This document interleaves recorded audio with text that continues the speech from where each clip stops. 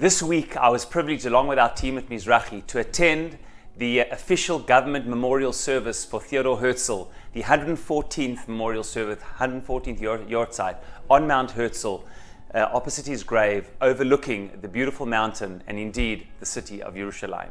It was a most meaningful tekes ceremony with Prime Minister Netanyahu speaking in the presence of the President Rivlin, the Chief Rabbi of the Army, and many other dignitaries for a most meaningful remembrance of the life and legacy of Theodor Herzl. If only Herzl could have been alive to see what he initially believed was true, but indeed when he died in 1904, 114 years ago, he died a broken man, absolutely broken, at years of heartbreak of everything he was working to achieve. You see, in 1904, it was a difficult time for the World Zionist movement and for Herzl. It was in the aftermath of the Uganda controversy, which threatened to totally split the organization into two distinct movements. And the only reason that Herzl was prepared to consider Uganda, or more accurately, Kenya in East Africa, was because that is all the British Empire, of all the leaders in the world, only the British Empire offered this particular tract of land for reasons that suited them to colonize it. It was to be a temporary state on the way towards a state in Israel.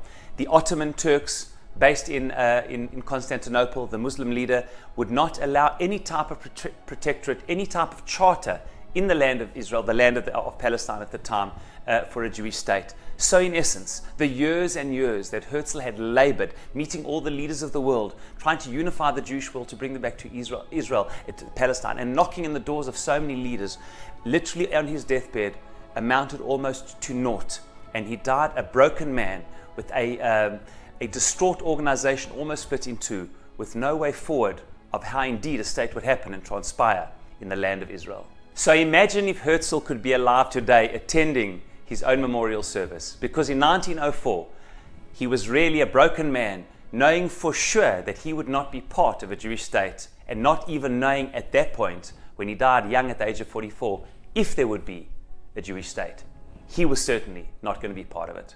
This reminds me of Moshe Rabbeinu in this week's parasha, Parashat Pinchas.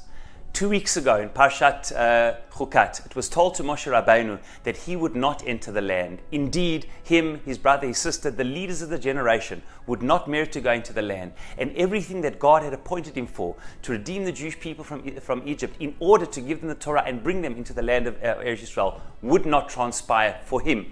He would not be part of it. The cause would happen, but without him. Yet, in this week's parasha, it is business as usual for Moshe Rabbeinu.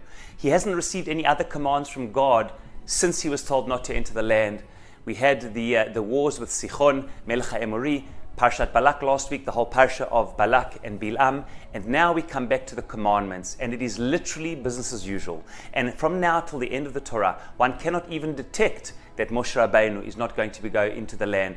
He is commanded by God. He fulfills those commandments. There are tens and tens of mitzvot in this week's parasha, which korbanot to bring on which chag, all of the different sacrifices of the chag, in incredible detail, executed perfectly by Moshe Rabbeinu. One would not even know that this man, who must have been brokenhearted at the time, knowing not only with the death of his sister and brother, but that he would also eventually die in the desert, not go into the land, but somehow understood that the cause was greater than him.